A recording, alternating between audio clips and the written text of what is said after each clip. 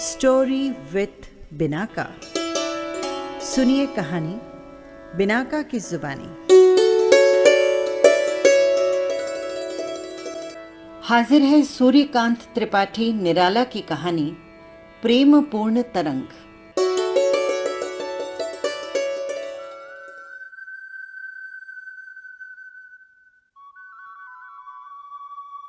बाबू प्रेम पूर्ण मेरे अभिन्न हृदय मित्र हैं।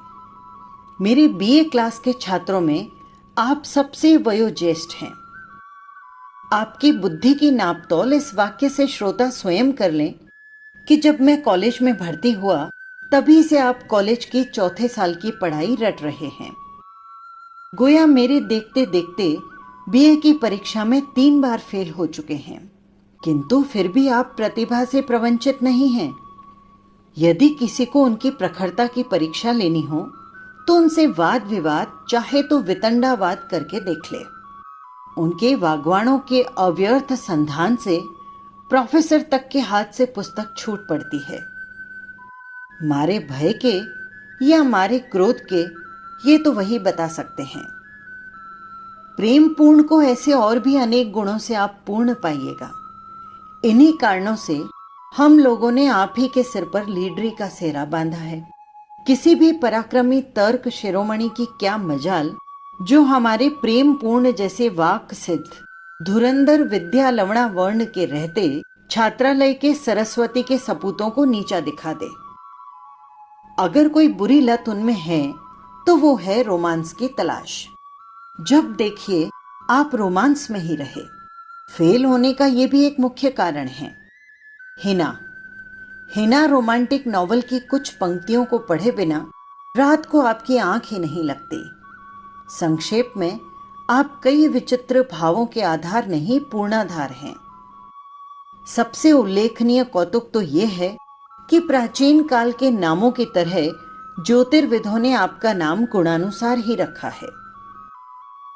बिहारी सतसई के हर एक दोहे को अपने छात्र जीवन में ही सार्थकता की चरम सीमा तक पहुंचा दिया है।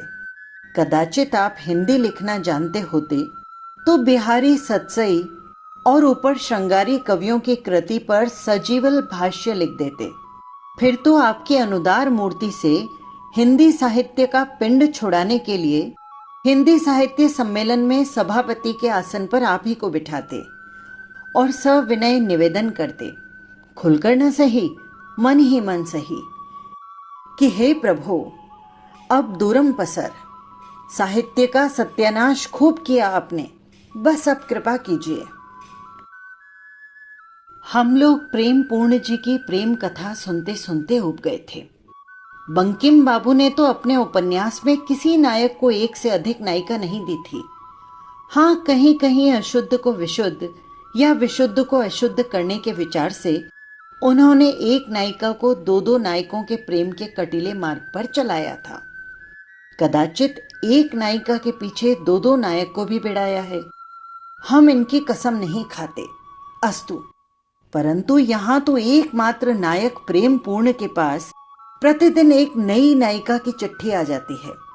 ताज्जुब तो यह है कि इनकी सभी नायिकाएं पढ़ी लिखी है। किसी के पत्र में लिखा है, आपको देखकर जी व्याकुल है। किसी के पत्र में लिखा है, रात को नींद नहीं आती, करवटें बदलते बदलते रात पार हो गई। किसी के पत्र में है, बिन देखे चैन नहीं। प्रेम पूर्ण से जब पूछिए कहाँ चले यार, तो यही उत्तर सुनने को मिलता है, इनसे मिलने जा रहा हूं या उनसे मिलने जा रहा हूं। पत्र आया है। प्रमाण स्वरूप पत्र खोलकर दिखा देते। वे कोई ऐसे वैसे प्रेमी नहीं हैं कि मुंह छिपाते, दिल के बड़े पाक साफ हैं। उनका अधिकांश समय इस प्रकार प्रेमिकाओं से मिलने में व्यतीत होता है। उनके फेल होने का एक गौरवपूर्ण कारण ये भी है। आज सुबह को ही मैं माधुरी में प्रकाशित द्विवेदी जी का पत्र लेख पढ़ रहा था कि प्रेम पूर्ण हाथ में चिट्ठी लिए आ पहुंचे। झुककर लेख का शीर्षक दिखते ही कहा, अरे क्या पढ़ते हो, इस नीरस लेख में क्या रखा है, जरा इधर देखो, ये पत्र पढ़ो। वो सरस शैली है कि पढ़ते ही मुग्ध हो जाओगे। फौरन मेरी समझ में आ गया कि ये वही नित्य की क्रिया है। मैंने झुंझला कर कहा, जब तक मैं इस लेख को समाप्त नहीं कर लूंगा तब तक तुम्हारी चिट्ठी नहीं पढ़ सकता। ये विद्वान का लेख छोड़ दूं और तुम्हारे पत्र में किसके कलेजे में कटार भोंका देखूं? क्यों ना? लेख समाप्त करके प्रेमपूर्ण की चिट्ठी पढ़ने लगा। लिखा था, जब से आपको देखा है तब से जी बेहाल है। यही आशा लगी है कि आप कब मिलोगे। लिखने को तो बहुत जी चाहता है, परंतु ज्यादा लिखूंगी तो आप भी क्या समझेंगे। लज्जावश हृदय के भाव प्रकट न कर सकी और प्रकट करना असंभव भी है। आप सहृदय हैं, समझने में देर न होगी कि मैं किस हालात में हूं। रथ यात्रा के दिन बड़ा बाजार में मिलिए, अवश्य मिलिए, नहीं तो मैं जान पर खेल जाऊंगी। तरस तरस कर मरने से तो एकदम कूच कर जाना ही अच्छा है। मैं आपकी तरंग। पत्र को मैंने ध्यान से पढ़ा। मेरी दृष्टि अंत की 4 पंक्तियों में जा अटकी। देखकर प्रेमपूर्ण बोले, ये सब इस देव दुर्लभ सौंदर्य के करामात है बच्चों, समझे? मैंने पूछा कि कहीं तुमने वशीकरण तो सिद्ध नहीं कर लिया है? क्या बात है भाई, तुम्हारे पीछे तो स्त्रियां हाथ धोकर पड़ जाती है। कुछ हमें भी सिखाओ, तुम्हारा बड़ा जस मानूंगा, सच कहता हूं। प्रेमपूर्ण ने कहा, क्या सिखाएं? तुम्हारे चेहरे पर कहीं लावण्य का नाम भी तो हो। तुम्हें तो देखते ही शुष्कम काष्ठम की याद आती है। अगर मेरी तरह इस आसार संसार में स्वच्छंद विहार करना चाहो तो भरते जाओ रोमांस के भाव। जब सिद्ध हो जाओगे तब तुम्हारा हृदय ही प्रेम का केंद्र बन जाएगा। फिर तो चुंबक पत्थर लोहे को वो कहीं भी हो अपने आप खींच लेगा। मैंने पूछा, ठीक है, तो सिद्ध कब तक हो सकूंगा? प्रेमपूर्ण बोले, इसकी कोई मियाद नहीं। मेहनत जितनी करोगे उतना ही मजा चखोगे। आज रथ यात्रा का दिन है। कॉटन स्ट्रीट की कौन कहे, सेंट्रल एवेन्यू में भी गाड़ियों का तांता ही तांता देख पड़ता है। फुटपाथ न होते तो आदमियों का चलना मुश्किल था। कितने ही लोग तो केवल इस सुविधा के कारण कि भीड़ की जांच पड़ताल और अखबारों के लिए समाचार संग्रह करना छोड़ सरकार की भरमोह तारीफ करने लगे। अनेक को तो ये भी कहते सुना है, सरकार दयालु दानी दाता है, दया से दान। इस उच्छ्वासमयी कविता को सुनते ही किसी समालोचक महोदय से रहा न गया। वे बोल उठे, सरकार की जगह यदि सरकार होता तो छंद शुद्ध उतरता। सरकार शब्द कानों में क्रौंचता है। इधर प्रेमपूर्ण का और ही हाल था। पास तो उनके छदाम न था, लेकिन रौबदार देखिए तो लखपति की भी शान को मात करते हैं। वो ट्रैगल कट फैशनेबल बालों की बहार, वो इलाहाबादी सिर पर लखनवी ठाट बाट से बनारसी टोपी, आधुनिक सभ्यता के अदब से वो बैसाखी मुस्कुराहट, नुकीली नाक पर वो चश्मा, हरे हरे, हाथ में रिस्ट वॉच, पैरों में दिल्ली का कामदार जोड़ा, कहाँ तक लिखें। गोया आपके चेहरे पर प्राच्य और पाश्चात्य भाव एक दूसरे से सप्रेम आलिंगन कर रहे थे। पीछे चोटी और आगे इंग्लिश फैशन। उधर कानों के दोनों बगल में बाल नदारत और उधर मूछें हवा में हिलोरे ले रही थी। बेचारे ने तमाम मेला छान डाला, पर कहीं कोई नहीं। किसी की मोटर निकलती, बग्गी आती तो आपके प्रेम पिपासु नेत्र स्वागत के लिए बढ़ जाते। किसी महिला की मोटर किले के मैदान की ओर जाती तो आपकी मुरझाई हुई आशा की कली पर बसंती मलय का एक झोंका लग जाता। हृदय में ध्वनि गूंज उठती, वो आई, वो आई। उच्छ्वास का झोंका खाकर खिला हुआ प्रेम कुसुम प्रेमिका की सेवा में स्वीकृत होने के लिए जाता परंतु बदले में मिलती थी घृणा, तिरस्कार और प्रत्याख्यान। इस तरह बेअदबी का नतीजा हाथों हाथ मिल जाता था। परंतु आदत तो बुरी बला होती है। दूसरे आशा इतनी सहज ही नहीं छूटने लगी। एक न हुई तो दूसरी अवश्य होगी। बस इसी विश्वास से एक के बाद दूसरी मोटर पर नजर डालते। वहां से भी चोट खाकर वापस आना पड़ता। यदि कली महाराज समय के सम्राट न होते तो उस दिन आप पर जैसी मूसलाधार अग्निवर्षा हुई, उसे देखकर तो ये अनुमान होता है कि आप भस्म हुए बिना हरगिज न बचते। आपके बाप दादा के बड़े भाग्य थे जो सही सलामत घर पहुंच गए। घर पहुंचते ही प्रेम पूर्ण मुझसे सारी विपत्तियों का बयान करने लगे। इतने में डाकिया चिट्ठी ले आया। एक पत्र प्रेम पूर्ण का भी था। लिफाफे के हस्ताक्षर पर नजर पड़ते ही उनके चेहरे पर दूनी रोशनी आ गई। मैंने पूछा, क्यों भाई, क्या है जो मन ही मन खुश हो रहे हो? वे वही रोमांस की हंसी हंसकर बोले, उसी का पत्र है। क्या लिखा है सुनो।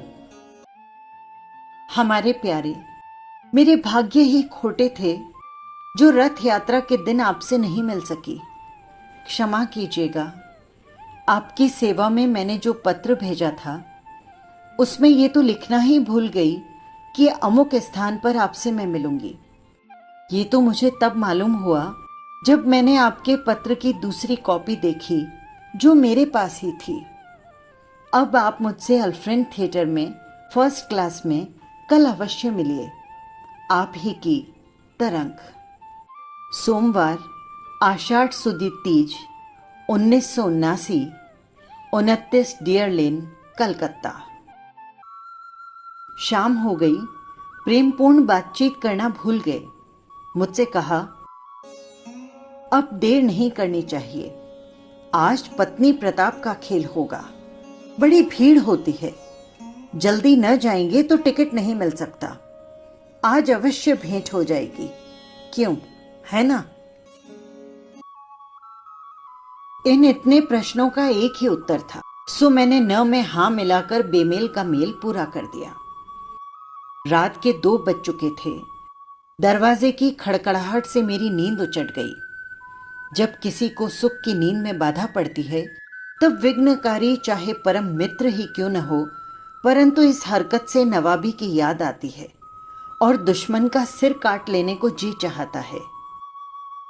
नामर्द जमाने से तंग आकर किसी बेगुनाह को कोसते हुए उठा। दरवाजे के पास जाकर पुकारा, कौन है? अरे यार, मैं हूं, प्रेमपूर्ण। आवाज बेजान थी। बस इतनी भूमिका से प्रेमपूर्ण के वियोगांत नाटक का पता मिल गया। आखिर दरवाजा बंद करके मैं उन्हें कमरे में ले गया। फिर तो इस विशुद्ध प्रेम के कौतूहल के आगे नैनन को छोड़ नींद बैरन विदा भई और लगा मैं पूछने कि आज अपनी तरंग में कितने गोते लगाए, बहे डूबे या सदेह बच आए। प्रेमपूर्ण के सचिंत मौन से ये सूचित हो रहा था कि उनकी तरंग ही नहीं आई, फिर कौन गोते लगाता। विरक्ति के भय से मुझे ज्यादा छेड़छाड़ करने का साहस न हुआ। न जाने वे अपनी उदास आशा को किन वाक्यों में और कब तक समझाते रहे।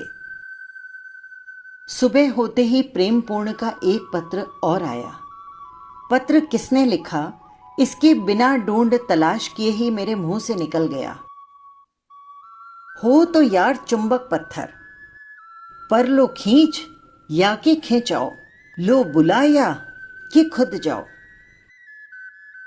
मेरी कवित्व कला में दूसरों के लिए भले ही सरसता की मात्रा न हो और वे आंखें पड़कर कानों से उसे बाहर निकाल दें, पर प्रेम पूर्ण तो उसे सुनते ही खिल उठे। मुझे रोमांस की नजर से देखते हुए उन्होंने लिफाफे का बंद खोला। रात भर की परेशानी और सुबह की खुमारी एक ही सेकंड में। नहीं आई तो न सही, पर क्या वहां तुम्हें चुल्लू भर पानी भी नहीं मिला? मैं हूं एक तरंग। आषाढ़ सुदी अष्टमी बृहस्पतिवार 1979 29 डियर लेन कलकत्ता। मैंने कहा, एक उपाय अब और करके देखो। 29 डियर लेन में कौन रहता है इसका भी पता लेना चाहिए। मेरी बात मानकर बेचारे प्रेमपूर्ण 29 डियर लेन तक गए। वहां प्रेमिकागार के बदले छात्रागार निकला, जिसमें उन्हीं के सहपाठी छात्र रहते थे, जो सब के सब उन्हें देखते ही हंस पड़े।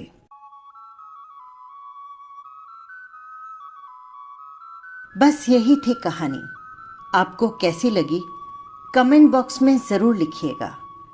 फिर मिलेंगे किसी नई कहानी के साथ। नमस्कार।